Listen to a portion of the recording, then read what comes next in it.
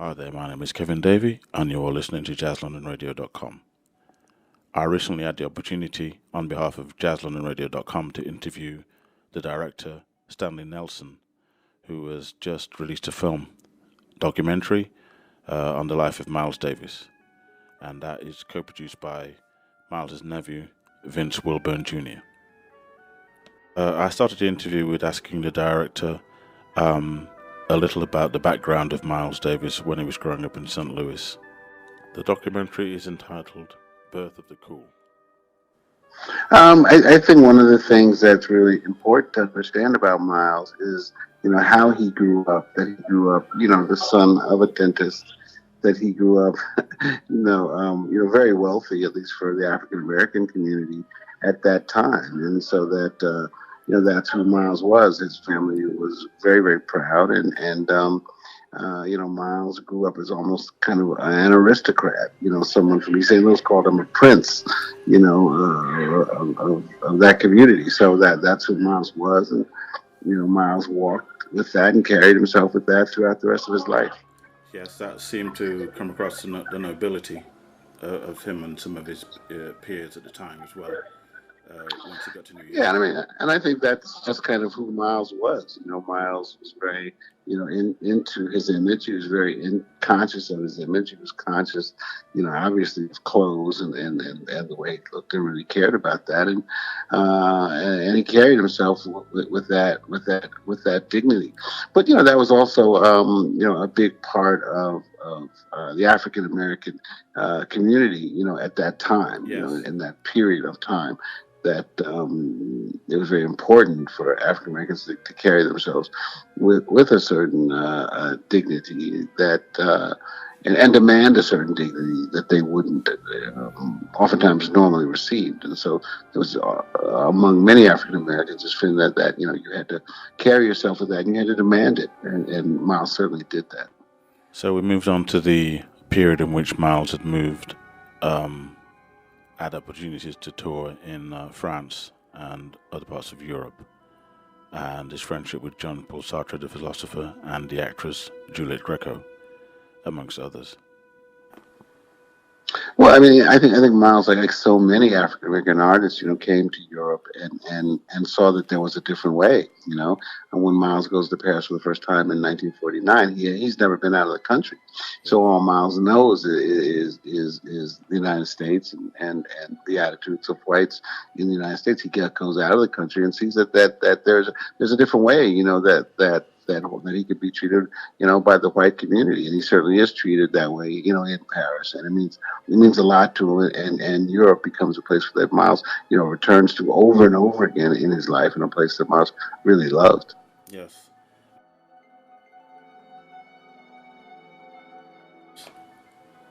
Yeah, I think that obviously, those albums are named after, some of the struggles that are happening in South Africa, which were, crucial there, and it's way of Miles acknowledging um, those struggles, which were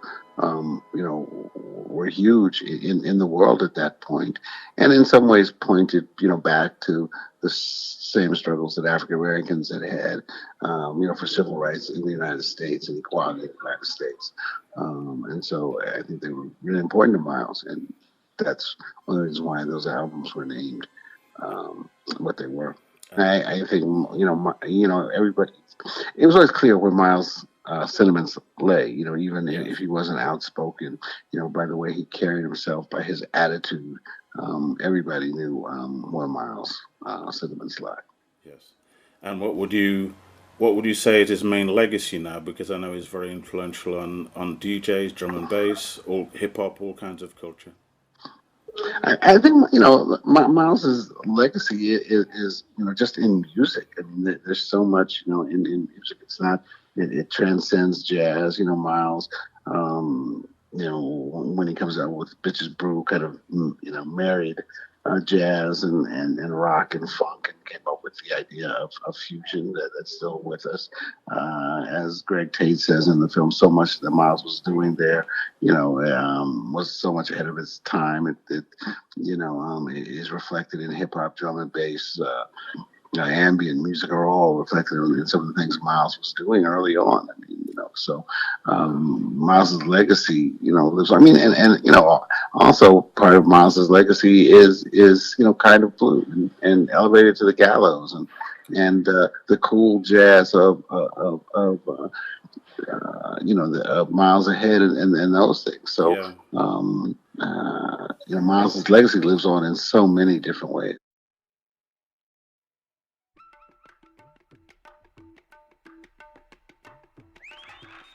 Yeah, I mean, obviously the work that Miles did, with Birth of the Cool, it was.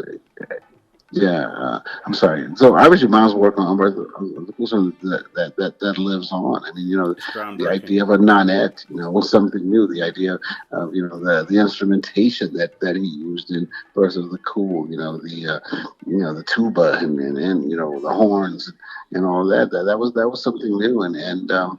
It still lives with us. I mean, I think those albums, Miles Ahead, Birth of the Cool, Porgy and Bess, Sketches of Spain. Those albums are with us today. Just as they were when they were recorded.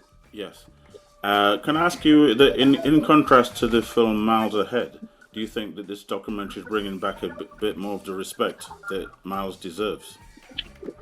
I don't want to compare it to Miles Ahead. It's a very different kind of film Yeah. than Miles Ahead. We're trying to look at in some ways, the totality of Miles's career, in 2 hours, you know, uh, and I think we did that. I mean, I think Yes. the films are there to be judged, by individuals, but not by me. Yes. Also, I think you were very brave to show the darker edge, some of the darker side. Yeah, I mean, I think that's part of who Miles was, Yeah. and I think a lot of it's known and a lot of it, is Yes. relevant, and the trick for us was to talk about those things, but not to dwell on it. We can't, Yes. we didn't want to lay in it. The reason why we're there is not because of Miles's dark side. The reason why we're making the movie is because of Miles's music, Yes. but that was also part of his life, and I think it was important that we talk about it and include it. So you understand Miles the man. I think it only helps to make a more rounded character. He's a complex individual, and Yes. I think it helps to make a complex film. We then moved on to Miles Davis's latter career and his changing relationship with his audience. Let's say from I mean, I think Miles always got the recognition, and I think yeah. I think Miles got a lot of recognition, throughout his life. I think I think that near the end of his life, Miles did, he kind of changed, after that very very dark period, that is often called the hiatus, where he doesn't pick up his horn. I think he comes back with a vengeance. He comes back, I think understanding how much music has given him, and wants to you know play and be in front of audiences, and kind of is a changed man. Yeah. It's almost like people who have kids, are one way with their kids, and then they have grandkids, and they realize that they can be a different way with the grandkids. So Miles kind of gets a second chance and comes out very differently with the way he relates to audiences. But I think he's still exploring music in that, but that same intensity that he always did. He seemed to have it till the end, even with the painting and everything, and looking into things. An active Yeah, mind. yeah. Miles was working on Doobop, a hip hop album Yes. when he passed. So I mean, there was always this creativity, always this need, this drive to change. And I think one thing we wanted to show in the film, that sometimes at the detriment to his personal relationships, his relationships with people in his band, that Miles. That was part of who he was. It wasn't like he just decided to change. Miles had to change. That was part of who he was. Well, good to see that Vince Wilburn Jr., his nephew, is heavily involved producing this film as well. Yeah, no, I mean Vincent and Vince Warren and his son Aaron Davis, have are great in the film. It's great to have them in the film because they add a personal touch, a very different touch to the film. But they've also been incredible partners in the film, and traveled with us. They were here with us in London over the weekend, and traveled all over the world. They went to South Africa with the film, and they've gone all over the world with the film. So it's been great working with them, and they've added something wherever we go. Yeah, they've been great, and it's great to have them. And we always get great questions from the audience because they knew Miles in a very different way than anybody else. Both of them actually also played with Miles, but they also lived with Miles, in Malibu near the end of his life. So they knew Miles very well. Yes, and by the end of things, was Miles more content, more fulfilled? Do you feel? Yeah, I think so. I think he was enjoying the celebrity in a very different way, and than he was earlier. But I think that Miles was not this angry, uncontented guy that sometimes he's painted as. Miles was not an easy guy, but Miles also realized that he had so much going on. I mean, Miles had his suits made for him. He had, Ferraris and Lamborghinis. He had beautiful women. He had a townhouse in New York, and he had this by playing music, So, I think that Miles that a lot of things were great, but I think that on the other hand, Miles always understood that he was living as a black man in the United States, and so there were, there were problems. I also think Miles was very shy, and so part of the persona that we see from Miles is that shyness. And what do you do when you're famous but you're shy? How do you keep people, at a distance sometimes? Because you need them to be at a distance. And Miles, it wasn't like today, where Miles was traveling with bodyguards and phalanx of people, to kind of clear the way. Miles, basically was traveling by himself, and with his group, and he had to deal with the public and on his own. So I think some of it comes from that. I think you gave a very rounded picture of the different sides as much as you can do in your documentary. Yeah, we try. Yeah. I'd like to just say thank you on behalf of JazzLondonRadio.com. Thank you so much. it was a real honor to be able to make the film. The film is, opened yesterday in the UK, and it's going to play in over 100 theaters in the UK, and we just want people to turn out and see it because we think it's a really entertaining film. Whether you're a jazz fan or not, whether you're a Miles fan or not, it's a story. I'm a Miles fan. I've got so many of his records. I saw him play in 1989 in Manchester. Right. I went to one of his exhibitions in Manchester of his paintings. So I saw him come to the front of the stage in Manchester in 1989. He took off his shades and looked out there, and people were just going crazy.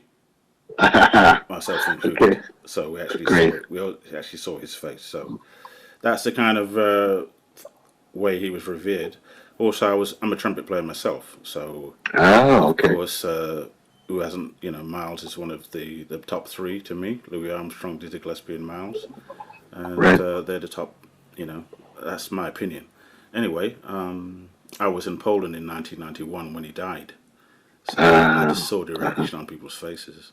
So there you are, So yeah. So anyway, you've done a great thing. All right. Well, thank you so much. I mean, I really appreciate it. We want people to turn out and see the film, and whether you're a jazz fan or not, I think the film has a lot to offer, and so we're really happy that it's been receiving the accolades and the attendance that it has been. I think his genius transcends jazz, so that speaks for itself. Thank you very much. Thank you so much. Really appreciate it. All the best. Take care. Thank you. All right. I'll see you. Bye-bye. You're a Miles fan or not, it's a story. So that's a new documentary about the trumpeter Miles Davis, and it lasts about 2 hours, and it is entitled Birth of the Cool, directed by Stanley Nelson, produced by Vincent Wilburn Jr. Highly recommended, and will be showing in small theatres around the country.